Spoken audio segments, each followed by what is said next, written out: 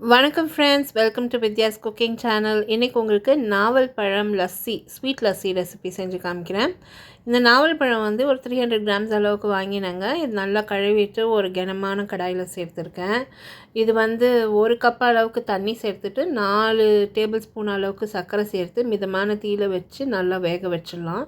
ஒரு 5 நிமிஷத்தில் அந்த சர்க்கரைலாம் நல்லா கரைஞ்சி அந்த பழமும் வெந்து போயிடும். ஸோ அடுப்புலேருந்து இறக்கி கொஞ்சம் நேரம் ஆற வச்சிட்டோம்னா இந்த விதை நீக்கிறதுக்கு நம்மளுக்கு ஈஸியாக இருக்கும். இல்லைன்னா நம்ம ஒரு நாவல் பழத்துலேருந்தும் உக்காந்து அது சீவி எடுக்கணும் அந்த பழத்தை. ஸோ அது கொஞ்சம் கஷ்டமான வேலை. இந்த மாதிரி பண்ணோம்னா நல்லாயிருக்கும்.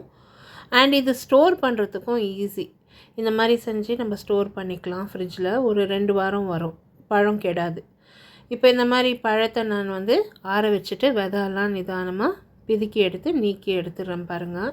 இந்த விதைங்க எடுத்து நல்லா கழுவி பவுட்ரு பண்ணி டயபெட்டிக் பீப்புள் சாப்பிட்லாம், ரொம்ப நல்லது. எல்லாருமே சாப்பிட்லாம், டீயில் சேர்த்து சாப்பிட்லாம். இப்போ இந்த பழத்துது பல்ப் ரெடி ஆகிடுச்சு. இப்போ இது நீங்கள் பாக்ஸ் போட்டு ஃப்ரிட்ஜில் எடுத்து வச்சுக்கலாம். இதுலேருந்து 2 டேபிள் ஸ்பூன் தான் நான் யூஸ் பண்ண போகிறேன். இப்போ வந்து இந்த பழம் பல்ப்பு 2 டேபிள் ஸ்பூன் எடுத்துனேன்.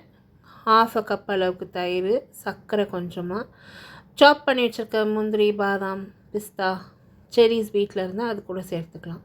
இப்போ இந்த நாவல் பழத்தை வந்து நான் மிக்ஸி ஜாரில் சேர்த்துக்கினேன். சர்க்கரையோடு சேர்த்து நல்லா அரைச்சி எடுத்துட்டேன். இதில் வந்து தயிர் சேர்த்துக்கினேன். நல்லா ஸ்வீட்டான தயிர் சேர்த்துக்கோங்க. ஃப்ரெஷ்ஷு கர்டு சேர்த்துக்கோங்க, அப்போ தான் நல்லா டேஸ்ட்டாக இருக்கும். தயிர் சேர்த்து இன்னொரு முறை நல்லா அடித்து எடுத்துட்டேன்.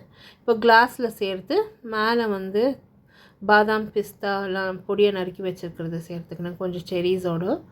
இப்போ தூவிட்டு இது நம்ம அப்படியே சர்வ் பண்ண வேண்டியதுதான். சில்டாக ரொம்ப நல்லாயிருக்கும். இது ட்ரை பண்ணிவிட்டு உங்களோட காமெண்ட்ஸ் எல்லாம் போஸ்ட் பண்ணுங்கள். இந்த வீடியோ ரெசிபி பார்த்து என்ஜாய் பண்ணிங்கன்னா மறக்காமல் சப்ஸ்கிரைப் பண்ணுங்கள். அடுத்த வீடியோவில் சந்திக்கிறேன். தேங்க்ஸ் ஃபார் வாட்சிங்.